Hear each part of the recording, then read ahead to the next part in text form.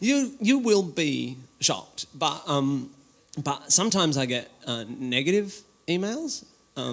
I can't believe it myself, but no, I do. Sometimes I get people who got upset by something in my show, and almost invariably it's about language, about swearing, and it's weird because they always seem to approach their criticism with a similar tack. It always says something along the lines of, "I don't see why you feel the need to use such foul language when you can play the piano."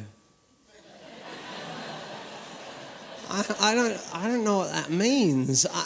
I have to write back, but I don't always have my piano at traffic lights. And also, I try to say, well, but I like to use all the language. I try to use a broad spectrum from bushel to fuck and whatever, panties, whatever, in between. And anyway, that what you find offensive is subjective, you know. Vagina is Latin for scabbard, and cunt is buttocks in Dutch. And also, language is constantly in a state of flux, isn't it? I mean, what was deemed offensive and unacceptable 30 years ago is in common usage now. I recently saw the word fuck on the front page of the Guardian newspaper, the front page of a national paper, the word fuck, and all they had to do to get it past the editors was spell it F***K. Doesn't that still say fuck? I think that pretty much still says fuck. I mean, just as surely as the symbols COW signify a female creature of bovine extraction, so too the symbols F***K signify fuck. In fact, it's spelt like that so often that these days F***K means fuck more than fuck means fuck. It's a fucking terrible disguise.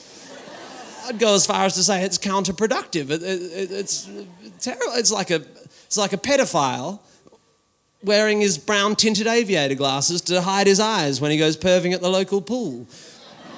You know, if anything, the glasses make him look more like a pedophile.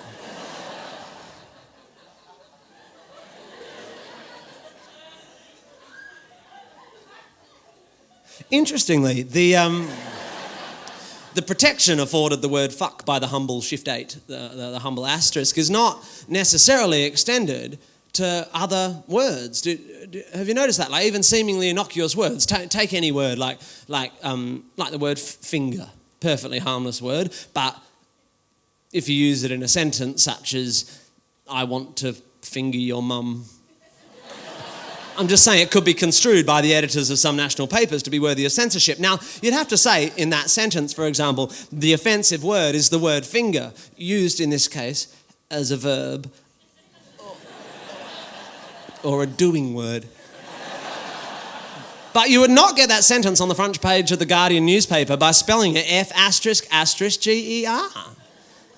And that's because it's the context in which the words are used that makes them offensive.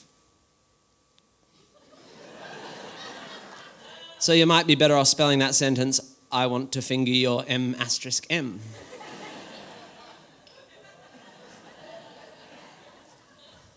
The reason I bring this up is because I just want to say I'm aware that some people have different sensitivities, and I wanted to say if you have been offended by anything so far this evening, or if you feel like you may be a bit sensitive, or if you're a religious person, adhering with any fervour to any of the major monotheistic doctrines, might want to pop out for about 5 minutes.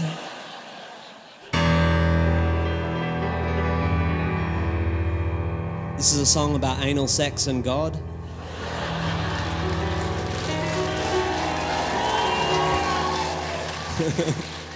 Yeah, you clap now. It's called 10-Foot Cock and a Few Hundred Virgins. So you're gonna live in paradise with a 10-foot cock and a few hundred virgins. So you're gonna live in paradise with a 10-foot cock and a few hundred virgins. So you're gonna sacrifice your life for a ride on a UFO. And when the Lord comes down in his shimmering chariot of salvation, you're gonna be the first to know. if God was there from the very beginning, he invented men and women, then he also invented wanking, then he said wanking was sinning. So now if I'm feeling randy, I'm not allowed to hand shandy, but having sex with my family, that is just fucking great. It's all there in Ezekiel 8, just before he opens up his big pearly gate and says that it's a sin to take it up the date, even if it's great, even with your cowboy mate.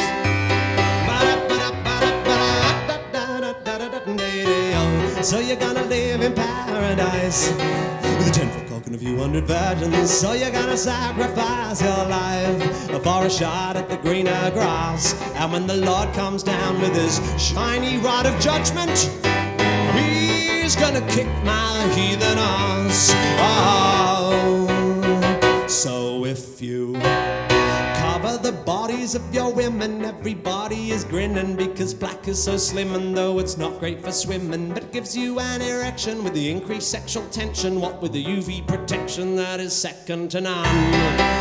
You'll find it all in the Quran, just next to the bit that justifies guns and says that it's a sin to take it up the bum, even if it's fun, even with permission from your mum.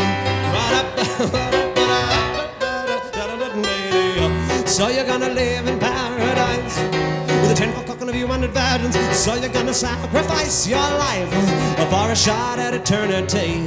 And when the Lord comes down and I haven't done my penance, he's gonna disembowel me. Ah, you say that if I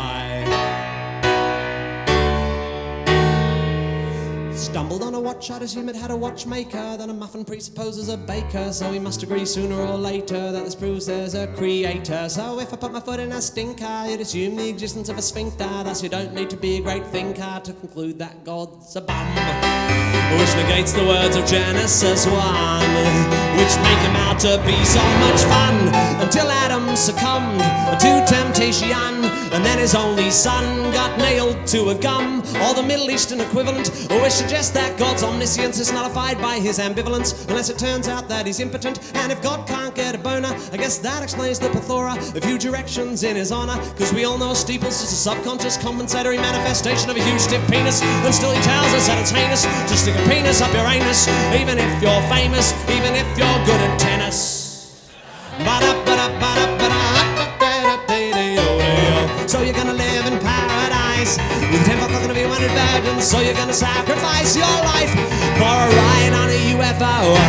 And when the Lord comes down with his big, stiff, slippery rod of judgment, I'm gonna be the first to go. He's gonna send me down below. He's gonna whip me like his hoe. You really think so? I'm gonna be the first to go.